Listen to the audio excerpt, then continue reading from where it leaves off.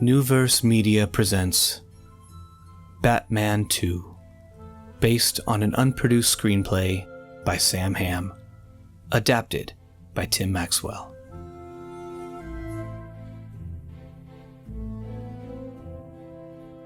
Before we begin, here's some background on this lost chapter of Batman history. In the early 1990s, after the success of the first film, the studio behind Batman tapped Sam Hamm, screenwriter of the 1989 hit, to craft the sequel, Batman 2. But what he came up with was very different from what eventually hit the screen. Hamm's draft was ambitious and noir-leaning. He imagined a Gotham under threat from secretive power players, a raven society of elite families, hoarding hidden treasure and dark secrets.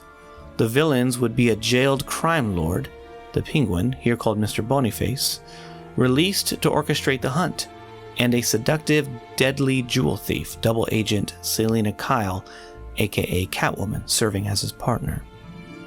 The story also featured a youthful vigilante, a gritty version of Dick Grayson, who patrols the streets fighting crime in his own fashion, as well as the return of Vicky Vale, journalist from the first film, carrying over that relationship into the sequel. In Hamm's vision, the film was not just about classic good versus evil, it was about class, secrets, and the rot beneath Gotham's wealthy facade. Yet despite all his creativity, Hamm's draft was rejective, decisively. The film's director at the time, Tim Burton, reportedly found Hamm's story too standard, too rooted in superhero tropes, and lacking the distinct style he wanted for his next Batman movie. So the studio brought in a new writer, Daniel Waters, who reshaped the project into something darker and more bizarre, the movie that became Batman Returns. Catwoman became a tragic, psychologically tormented figure. Penguin grew more grotesque and gothic. Many of Hamm's ideas, the treasure hunt, the social elite conspiracy, the moral ambiguity, were scrapped or substantially reworked. Over the years, Hamm's Batman 2 became one of the most fascinating what-ifs of Bat-movie history, an alternate path permanently sidelined by creative differences and changing ambitions. What you're about to hear is an abridged imagining of that unproduced vision, reworked for audio, interpreted and presented as the lost sequel that might have changed everything for Gotham.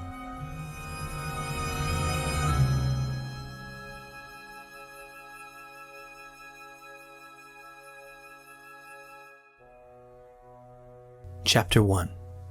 Deadly Night. Snow fell softly over Gotham City as Christmas lights twinkled in every window.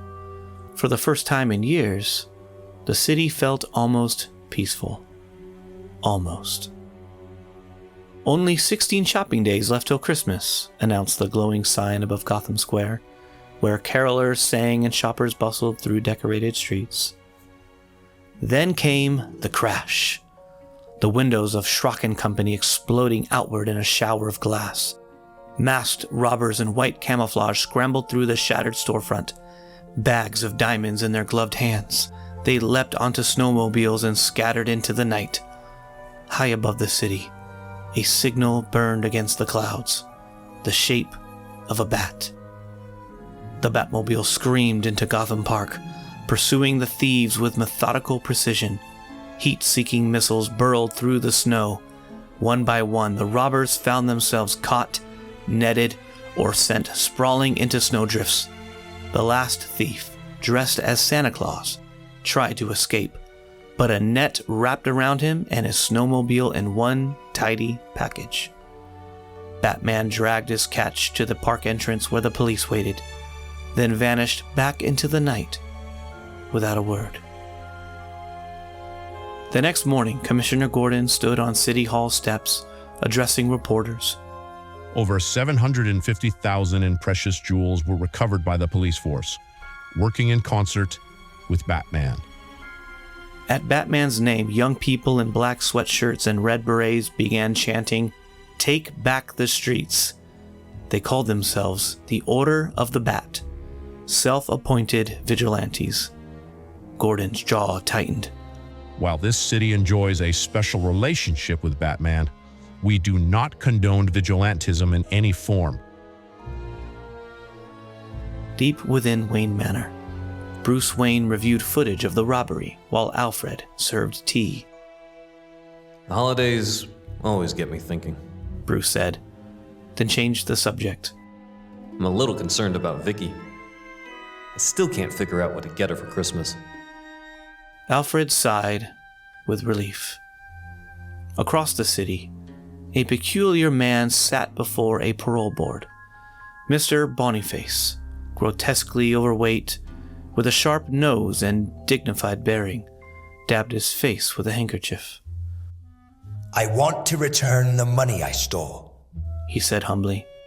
$42 million. All of it. I want to be part of civilized society again. The warden spoke up. His record's clean. 13 years without an incident. He's become a student of ornithology, published articles in respected journals. The parole board granted his release. Back in his cell, Boniface found his bunkmate T-Bone had released all his birds. Yellow feathers lay scattered in fresh blood. You won't miss me long, Boniface muttered as guards escorted him to freedom. The next day, T-Bone was shoveling snow when pigeons swarmed over the prison walls, descending on him in a shrieking frenzy. By the time the guards reached him, it was too late. Miles away, the newly freed Penguin pressed a small electronic device and smiled. Behind his limousine, a massive flock of pigeons followed their master toward Gotham City. That evening, Bruce took Vicky to dinner at a restaurant overlooking Gotham Park. Through the windows, they could see campfires, homeless people in makeshift shelters. Vicky spread photographs across the table. They're raising the tenements. These people have nowhere to go. Bruce stared at the distant fires. What I do doesn't come close to the root of the problem. I'm just a Band-Aid. Randall Shaw, a wealthy construction magnate, interrupted them. Bruce, the Park Towers project is all systems go. Not too late to get in on the deal. After Shaw left, Vicky muttered. What a pig. Meanwhile, on the waterfront, a drug deal churned deadly. A figure in black leather with cat ears dropped from the shadows, dispatching criminals with steel claws. When the chaos ended, more than a dozen men lay dead. The Catwoman found what she'd come for, a small onyx raven statuette. She left a calling card. Those who feed on the soul of Gotham will suffer my wrath. Signed with a bat emblem. Commissioner Gordon watched the wounded survivor give testimony. Murcielago. Bat. Nonsense, Gordon said. That man has never committed murder. But the calling card troubled him deeply. At a museum opening, Bruce met Selina Kyle, the new curator of antiquities. She was stunning, dangerous, and had his complete attention within seconds. Vicky noticed every calculated smile, every touch. Come by sometime, Selina purred, handing Bruce her card. I'll give you the private tour. The murders continued. Shaw was found torn to ribbons, a bat symbol painted in blood on his wall. Millionaire Walter Barrett died when pigeons blinded his driver, causing an explosion. Another bat calling card was found. The evening news showed protesters. Batman, hero or menace? That same evening, Vicky photographed the homeless encampment when construction workers attacked with baseball bats. A thin teenage boy in a torn raincoat suddenly appeared, taking down grown men with acrobatic precision. When Vicky tried to thank him, he demanded payment. $20. She gave him a 20. Who are you? Dick, he said simply, then bounded into the trees and vanished into a drainage tunnel beneath a bridge. Back at Wayne Manor, Vicky showed Bruce the photographs. 6 on 1. And he took them all out, then disappeared near the statue of General Wayne. Bruce studied the images carefully. A boy, alone, fighting crime, living in tunnels beneath his ancestor's statue. It hit too close to home. In the Batcave, Bruce pulled up files on the victims. All were members of Gotham's elite 5 families, old money dynasties with secrets. What connected them? And who was framing him? He didn't notice the personal ad in the Gotham Globe. Tall, dark, and handsome. You saw me on the roof. I was in black. You were too. Signed with a paw print.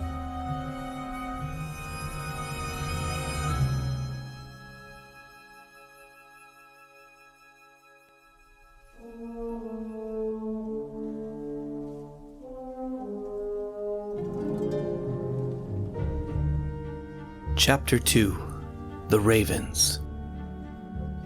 Batman stood atop a building overlooking Gotham Square, watching the Christmas tree lighting ceremony. Another personal ad had lured him. Why don't we trim the tree together? An armored car pulled up to the Gotham Globe building. Security guards emerged, one with an oblong box handcuffed to his wrist, just right for the Raven statuette. A burglar alarm blared. Batman reached the Globe's roof to find bodies everywhere, and Catwoman standing amid the carnage. Look who finally showed up, she purred.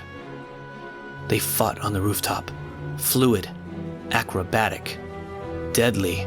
Her whip cracked, sending an electric charge through his body.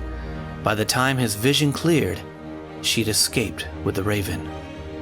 Police burst onto the roof, found him surrounded by bodies, and opened fire. Batman fled across the rooftops, pursued by helicopters and squad cars. His escape led to Gotham Park, but he missed his landing and plummeted 20 stories. He hit the pavement hard, surrounded within seconds. In the confusion, he grabbed smoke capsules and disappeared, stealing a mounted police horse. Batman galloped into the park and found the drainage tunnel where Dick lived. Inside were cardboard boxes with supplies, and a spangled red and green gymnast outfit with a yellow cape. Stitched on the vest was a single letter R. A teenage boy emerged from the subway shaft below. He's mine. They tumbled into the snow, fighting. When they broke apart, Dick froze. In the moonlight, he could see Bruce Wayne's face beneath the cowl. Sirens wailed nearby. Dick stripped off his coat and threw it to Batman, along with a ski cap. And then he sprinted into the woods and let out a piercing shriek, drawing police away. Batman limped away in the opposite direction, his mind reeling. The next morning, Bruce and Alfred found Dick unconscious on the subway tracks, bleeding from a gunshot wound. Near him lay a suitcase containing 2 Raven statuettes. He'd stolen them back from Catwoman. No hospitals, no police, Bruce said, carrying the boy home. At Wayne Manor, Dick woke frightened and defensive. I don't belong here. It's Dick, isn't it? Vicky asked gently. Bruce appeared in the doorway. I can make you stay. Dick recognized Batman's voice. As he ate, Bruce stepped into the hallway with Alfred. He hasn't got any parents, Bruce said quietly. How do you know that, sir? Bruce fixed Alfred with a steady gaze. I know. That afternoon, Selina Kyle called, inviting Bruce to dinner. He had to get close enough to confirm she was Catwoman and recover the Ravens. Before leaving, Bruce pocketed knockout capsules from his utility belt. She'll be ready for Batman, but not for me. Selina's loft was filled with Egyptian artifacts and prowling cats. She greeted him in a low-cut gown.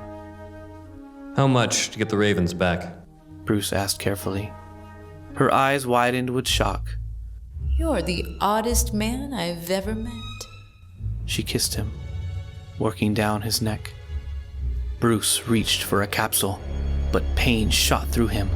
She'd bitten him with poisoned lipstick. Bruce collapsed, paralyzed. The capsules rolled from his slack fingers.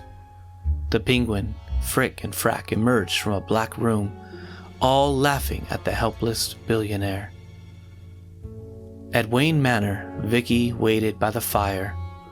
Upstairs, Dick prepared to escape through his window. He didn't belong with these rich people. Then he heard laughter from the front entrance. Through a window, he saw thugs forcing Vicky and Alfred at gunpoint into the parlor. Bruce Wayne was dragged between two goons, unconscious. Dick's face filled with conflict. He should run. That's what he'd always done. These people had saved his life, and Batman needed help. For the first time in years, Dick Grayson didn't run.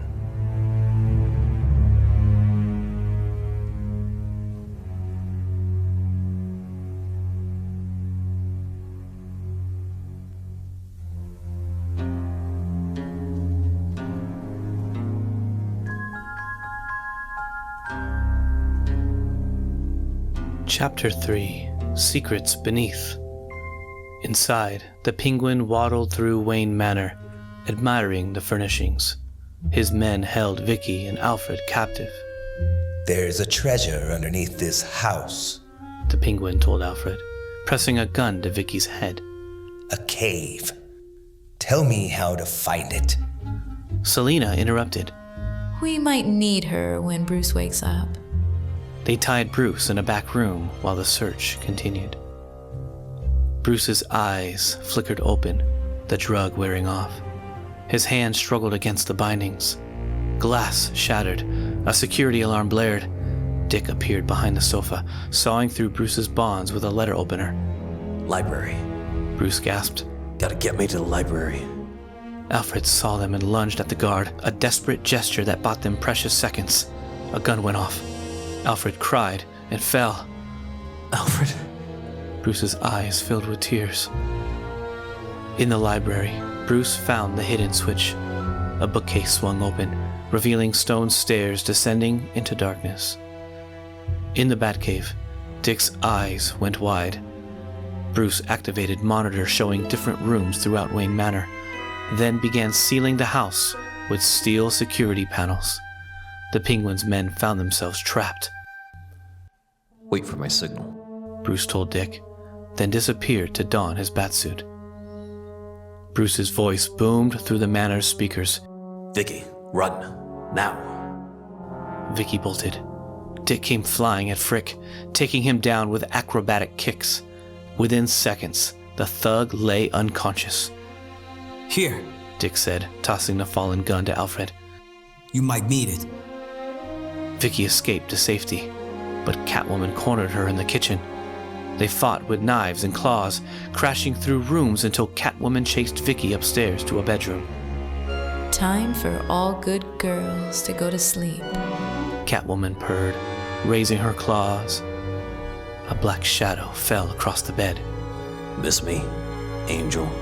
Batman's voice was cold as winter. He yanked her off the bed and delivered a thunderous uppercut. They fought through the hallways, perfectly matched until Batman's strength won out. He sent her tumbling down the grand staircase. In the armory, the Penguin attacked with a medieval halberd, while Catwoman dropped from above. Batman fought them both until Catwoman escaped, badly injured. He found her on the balcony, slumped and bleeding. If you don't enjoy office, why do you do it? She asked. Batman had no answer. She kicked him and leapt onto the banister, preparing to spring at the chandelier. Batman fired a razor-sharp disc that sliced through the chain. Catwoman plummeted with the chandelier, crystal exploding across the marble floor. She lay broken, whimpering. Do we now? She pleaded. That's what I want. Dick watched from above, waiting to see what Batman would do. No.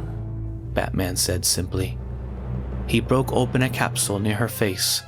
Green gas plumed out, and she lost consciousness. In the Batcave, Batman prepared to contact Commissioner Gordon when they heard the Penguin's voice echoing from deeper in the cave. So, Bruce equals Batman. 2 treasures.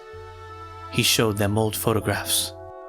The Gotham City Treasury, stolen over a century ago and hidden here. I'm here to steal it back. He forced Vicky and Alfred across a narrow catwalk toward a rock formation matching the photos. The Penguin peered into a gap in the rocks and gasped.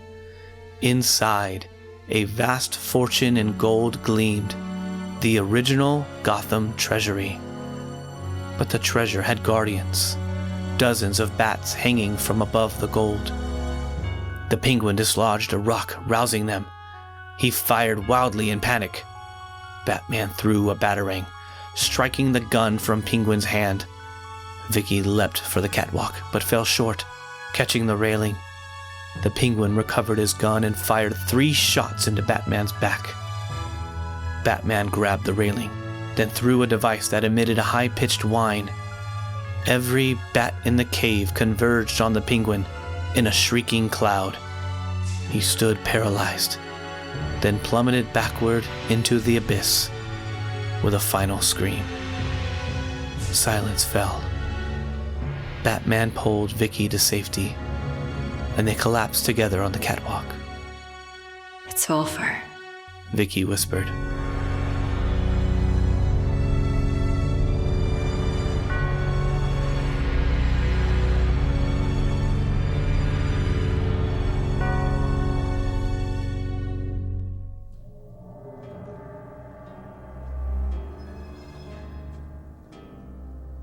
Chapter 4. Found Family. Christmas morning dawned clear and cold.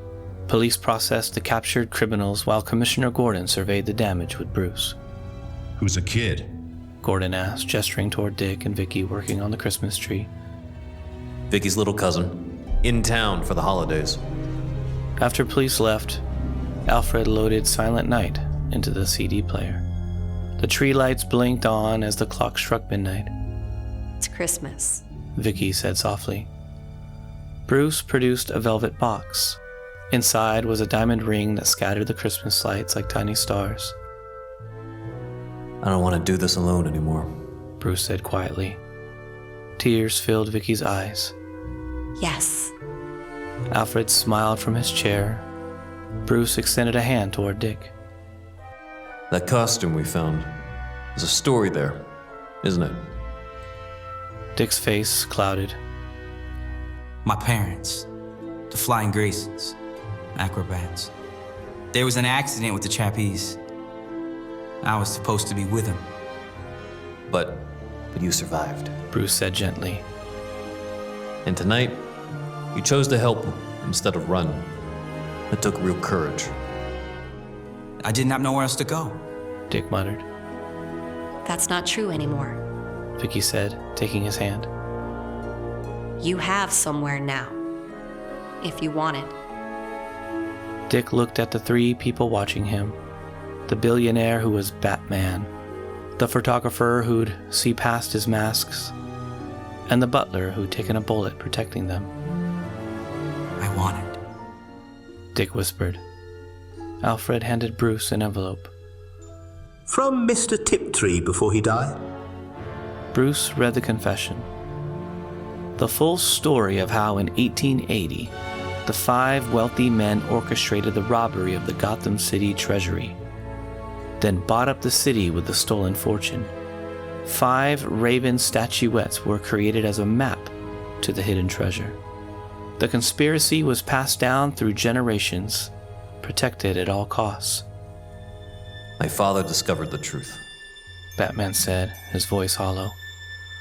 He wanted to expose them, return the money. so they had him killed. The random mugging was a hit to protect their secret. What will you do with the treasure? Vicky asked. My father would have exposed the conspiracy and returned the gold. We'll use it to build what he always wanted. Affordable housing, medical clinics, programs for kids who have nowhere to go. We'll give Gotham back what was stolen from it. That's a lot of gold, Dick said. Yeah, Bruce replied. enough to change a lot of lives. Starting with yours. They gathered around the tree, this odd, unlikely family, opening gifts. Bruce received skis from Vicky. Time for Bruce Wayne to try something normal, She explained. Dick unwrapped a new coat and a book, The Art of Acrobatics. There's a gymnasium in the East Wing. Alfred said. Needs repair work, but it's serviceable. Outside, snow fell over Gotham. Homeless people woke to find anonymous donations. Newspapers would report the Wayne Foundation's disbursement of millions for housing and healthcare. Bruce stood at the window with Vicky and Dick. Do you think you'll ever catch them all? Dick asked. The bad guys? No, Bruce said. there will always be more, but that doesn't mean we stop trying. We? Dick asked. We. Bruce confirmed. Someday, when you're ready, there might be a place for you. In the cave, in the work. Maybe Gotham needs more than just a Batman. Maybe it needs a family of protectors. one crisis at a time. Vicky interjected, smiling. Alfred appeared with hot chocolate. They gathered around the tree, and there was laughter. Real laughter. Something rare in Wayne Manor for too many years. Merry Christmas, Bruce. Vicky whispered. Merry Christmas. He replied. For the first time in 30 years, he truly meant it. Outside, the city carried on. In the shadows, criminals whispered nervously about Batman's victory. But in Wayne Manor, there was only warmth. The crackling fire, soft music, falling snow, and 4 people who had found each other in the darkness. A family, broken and rebuilt. A home, damaged but still standing. A hero, no longer alone. And above it all, if you looked carefully through the falling snow, you might have seen a shadow passing across the sun, the silhouette of wings, dark and vigilant. Gotham was safe, for now. And that was enough.